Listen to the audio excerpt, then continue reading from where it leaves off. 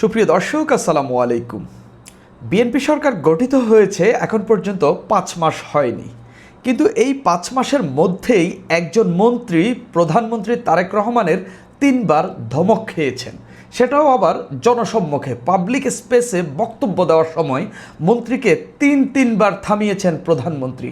থামিয়ে তাকে বলেছেন তিনি যে বক্তব্য দিচ্ছেন সেটা সঠিক নয়, তাকে ঠিকভাবে বক্তব্য দেওয়ার জন্য বলেছেন। সর্বশেষ ঘটনাটি ঘটেছে ঢাকা মেডিকেল কলেজে।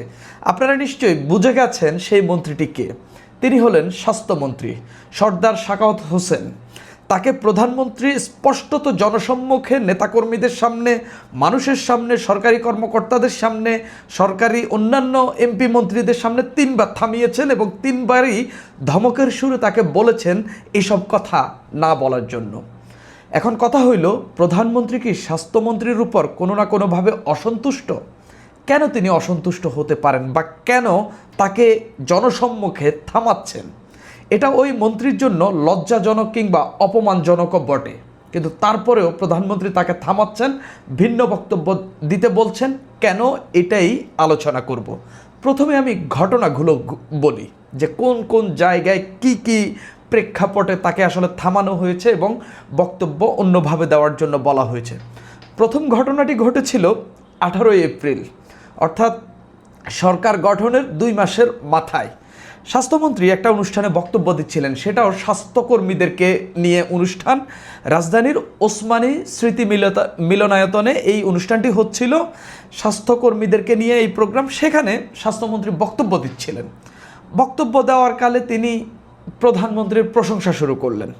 তিনি বলছেন তিনি এভাবেই বলছিলেন, আমি স্পষ্টত সেটা লাইভ শুনেছিলাম, যে তিনি বলছেন আমাদের প্রধানমন্ত্রী নানান পদক্ষেপ নিয়েছেন, নানান কিছু করেছেন, এই করছেন, তার পরামর্শে আমরা এগিয়ে যাচ্ছি, তার পরামর্শ মতে আমরা কর্মসূচি নিচ্ছি। এটা তিনি যখন বলছেন তখন প্রধানমন্ত্রী তাকে থামিয়ে দেন। তাকে থামিয়ে বলে ওঠেন যে মন্ত্রী সাহেব, প্রশংসা একটু কম। এ সময় মিলনায়তনে যারাই ছিলেন সবাই করতালি দেন এবং সঙ্গে সঙ্গে স্বাস্থ্যমন্ত্রী বলেন, প্রশংসা করি নাই, যতটুকু আপনি বলতেছেন সামান্য বলেছি। অর্থাৎ মন্ত্রী প্রশংসা করার পর যখন প্রধানমন্ত্রী তাকে থামাইলেন, এরপরে আবার মন্ত্রী বলছেন আপনি যতটুকু করতেছেন ততটুকুই বলছি, কিন্তু প্রধানমন্ত্রী এটাও শুনতে চাচ্ছেন না এবং তাকে ভিন্ন বক্তব্য বা তার কর্মসূচি সম্পর্কে বা তিনি কী করছেন সেটা বলার জন্য বলছেন। এটা তো গেলো একটা স্বাস্থ্যকর্মীদের সামনে, অর্থাৎ তিনি যে সেক্টরে কাজ করেন সেই সেক্টরের যে একেবারে লোয়ার লেভেলের যে বা মাঠ পর্যায়ে যে কর্মীরা আছেন তাদের সামনেই মন্ত্রীকে এরকম টাইপের একটা কথা বললেন। অর্থাৎ মন্ত্রী সেখানে কিছুটা অপমানজনক হলেও তিনি সেটা কাটিয়ে উঠেছেন। দ্বিতীয় ঘটনা এর 18 এপ্রিলের পর 9 এপ্রিল ঘটেছে, 9 মে ঘটেছে, ঠিক 1 মাসের কিছু সময় পর।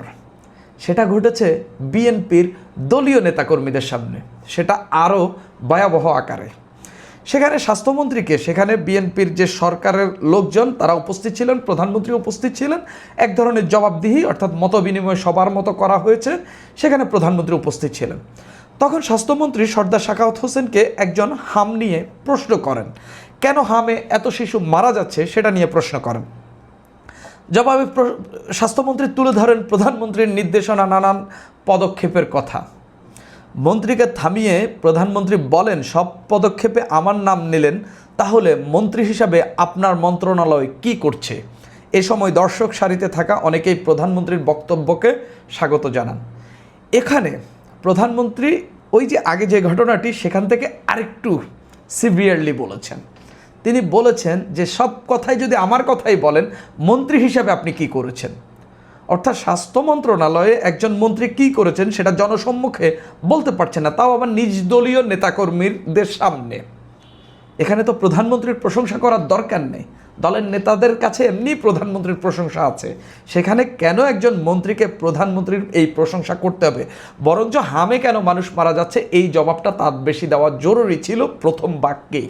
তিনি সেটা না করে প্রধানমন্ত্রীর প্রশংসা এবং গুণগান শুরু করলেন এবং প্রধানমন্ত্রী স্পষ্টত তাকে ধমকের মতো করেই, প্রধানমন্ত্রীর সঙ্গে ধমক শব্দটি যায় কি না এটা আমি জানি না, তবে টোনটা ওই টাইপেরই ছিল। তিনি তার মন্ত্রীকে ওইভাবেই শাসিয়েছেন এবং বলেছেন যে হচ্ছে আপনার মন্ত্রণালয় কি করছে, আপনি কি করছেন সেটা বলেন। এটা তো গেল আরেকটা ঘটনা। তৃতীয় আরেকটি ঘটনা, সেটা আপনারা আজকেই দেখেছেন ঢাকা মেডিকেল কলেজে। মন্ত্রী তার বক্তব্য দিতে আসলেন, দিতে এসে তিনি বলছেন, সেখানে উপস্থিত যারা ছিলেন চিকিৎসক বা ঢাকা মেডিকেলের অন্যান্য যারা কর্মকর্তা, কয়েকজন প্রতিমন্ত্রীকেও আমরা দেখলাম, বিএনপির কয়েকজন নেতাকেও আমরা দেখলাম সেখানে তিনি বক্তব্য দিতে গিয়ে বলছেন যে প্রধানমন্ত্রী গত কিছুদিন আগে 4 দিন স্পষ্টত এই শব্দটা উল্লেখ করেছেন যে আমাদেরকে ডেকেছেন, একটি নির্দেশনা দিয়েছেন। এই নির্দেশনার কথা যখনই বলতে যাচ্ছেন প্রধানমন্ত্রী তাকে থামালেন। আপনি কি ওই কথাটাই বলছেন যেটা বলার জন্য নিষেধ করা হয়েছে বা যেটা বলার দরকার নেই, এই টাইপের তিনি বললেন এবং তিনি স্পষ্টত মন্ত্রীকে বললেন ভিন্ন কথা বলেন, ওটা বলার দরকার নেই, এটা আপনি ঠিক করেন নাই। অর্থাৎ প্রথম ঘটনার সঙ্গে যদি দ্বিতীয় ঘটনা মিলান একটু সিভিয়ার, এবার যদি মেলান তিনি স্পষ্টত বলেছেন যে ওই ঘটনাটা বলে আপনি ঠিক করেন নাই। প্রধানমন্ত্রী মন্ত্রীদেরকে ডেকে কি নির্দেশ দেন সেটা পাবলিকলি এসে বলে মানুষকে উৎসাহিত করার কিছু নেই। সবচেয়ে বড় কথা, এখানে প্রধানমন্ত্রী কি বার্তা দিতে যাচ্ছেন বা তিনি কি এই মন্ত্রীর উপর অসন্তুষ্ট কিনা যদি বলেন সেটা একভাবে বলা যায়। এখন পর্যন্ত সচরাচর আর কোনো মন্ত্রী এরকমভাবে ধমক খাননি, এরকমভাবে একজন সিনিয়র মন্ত্রী, বিএনপির যে মন্ত্রিসভা আছে সেই মন্ত্রীদের মধ্যে এই সর্দার সাখাওয়াত হোসেন অন্যতম সিনিয়র ব্যক্তি, যিনি নরসিংদী 4 আসন থেকে বিপুল ভোটে জয়লাভ করেছেন। তিনি 1,63,000 ভোট পেয়েছেন। তার যিনি প্রতিদ্বন্দ্বী ছিলেন তিনি 78,000 ভোট পেয়েছেন, প্রায় দ্বিগুণ বেশি ভোট পেয়েছেন। সেই মন্ত্রীকে এভাবে থামাচ্ছেন প্রধানমন্ত্রী শুধুমাত্র তার বক্তব্যের কারণে, তাও আবার তিনি একজন মুক্তিযোদ্ধা। এটার কি কারণ হইতে পারে? প্রধানমন্ত্রীর দিক থেকে যে কারণ, প্রথমত কারণ হইল প্রধানমন্ত্রী সরকারে বসেছেন কাজ করার জন্য। বিএনপি মানুষের সামনে বিভিন্ন ইশতেহার তুলে ধরে মানুষের ভোট আদায় করে ক্ষমতায় এসেছে মানুষের জন্য কাজ করার জন্য।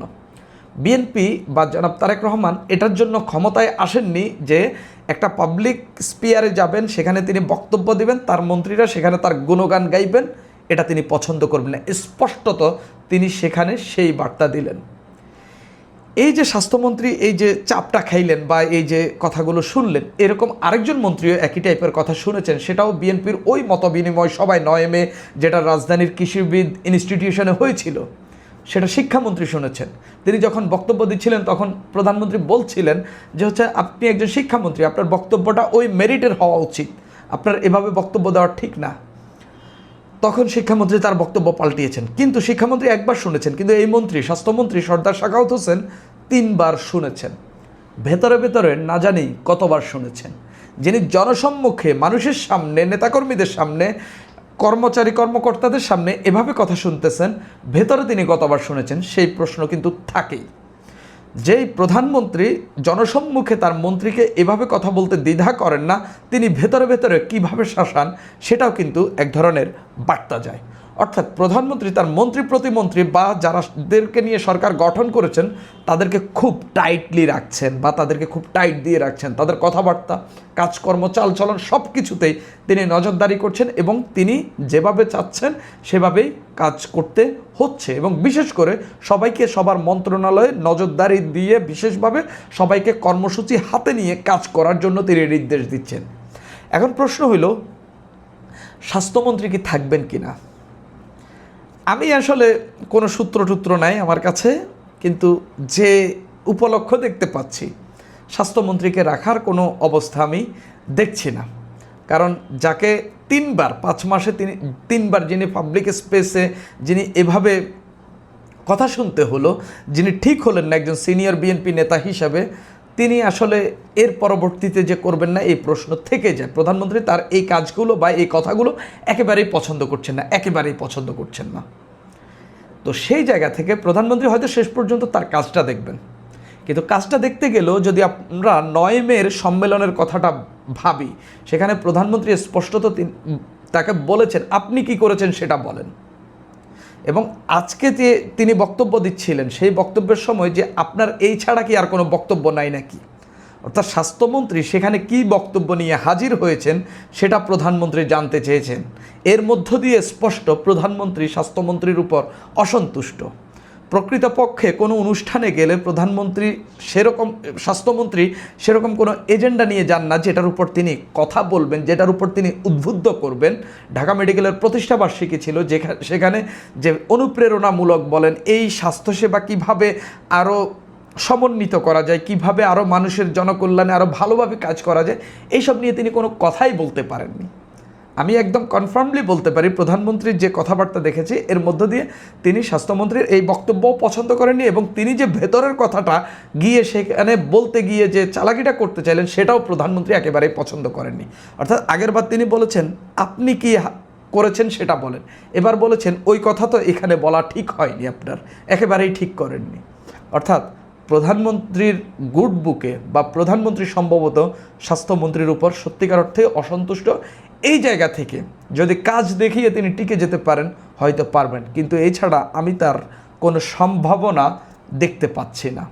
বরঞ্চ স্বাস্থ্যমন্ত্রীর চেয়ে প্রধানমন্ত্রীর স্ত্রী অনেক ভালো বক্তব্য সেখানে দিয়েছেন, এবং সেই বক্তব্যটা আসলেই অনেক অনুপ্রেরণামূলক ছিল। সেটা চিকিৎসকদের জন্য, রোগীদের জন্য, সবার জন্য অনুপ্রেরণামূলক ছিল। কিন্তু এই টাইপেরই একটা বক্তব্য দেওয়ার কথা ছিল স্বাস্থ্যমন্ত্রীর, সেটা তিনি দিতে পারেননি। স্বাস্থ্যমন্ত্রী সম্ভবত এই স্বাস্থ্যমন্ত্রী হওয়ার কথা ছিল অন্য কেউ, যাকে নিয়ে আলোচনা ছিল ডাক্তার AZM জাহিদ হোসেন। কিন্তু আমরা দেখলাম প্রধানমন্ত্রী এবার মন্ত্রিসভায় বেশ কিছু চমক দেখিয়েছেন, সেই জায়গায় সর্দার সাখাওয়াত হোসেনকে আমরা দেখতে পেলাম। এখন দেখতে পাচ্ছি তার উপর প্রধানমন্ত্রী হয়তো বা অসন্তুষ্ট। সুপ্রিয় দর্শক, এখন এই পর্যন্তই।